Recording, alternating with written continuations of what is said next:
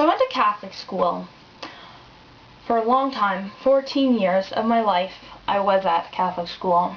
And like, I was raised Catholic, and although I disagree with basically everything that the Catholic Church says, I am happy that I did have that part of my childhood, because I mean, it's so good for the imagination. I mean, what better childhood for an aspiring writer to have than to have like all of these otherwise super smart, rational adults just like telling her that magic is real. Like, I don't want to offend anyone here, but Catholics are fucked.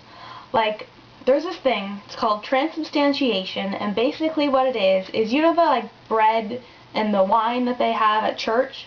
Well, the Catholic Church doctrine says that the bread that they eat and the turns actually into the body of Christ, and the wine that they drink actually turns into the blood of Christ. And in Catholicism, it's not symbolic. They say in the doctrine that it actually happens, and that what they're actually doing is eating Jesus, which I think is so, like, it's amazing. Isn't that cool? Like, isn't that a cool, like, environment to be raised in, an environment where people are actually telling you that what they're doing is eating Jesus? Like, thank you, Catholic Church, for my, like, great imagination now.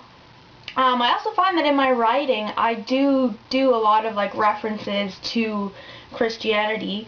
For example, this poem that I'm going to read today, it is about a nun. And it's a very long poem. It's called Rosary Bees. So I'm going to read it right now because it will take a while. It goes like this. Rosary Bees. There was a nun on the bus with rosary beads made of bees. There was a garden in her stomach, and they flew in and out of her mouth, pollinating and being preyed on. Each was tied with a string around its ankle, and they buzzed around her head in a gigantic, bumbling halo. She pulled them down one at a time, saying her Hail Marys to the pain of stingers piercing her flesh. "Miss," said the bus driver. "I mean sister," he said, spotting her halo and habit and the look of divine ecstasy on her bee-stung, pain-addled face. "Your bees are becoming a safety hazard." 2 of the bees had already escaped and stung other passengers. One of the stung was allergic, and her dead body lay swollen and slumped over the armrest, head lolling onto the lap of her horrified seatmate. A bee flew out of the nun's mouth, and she caught it between her fingers before it could join the others in her halo. "This is the bus, Father," she said, staring up at the bus driver. "Everyone deserves to be on the bus. Rosa Parks taught us that." "Yes, well, I'm not a priest. I'm a bus driver, and a woman has died. If you can't get rid of the bees, I'm going to have to ask you to leave."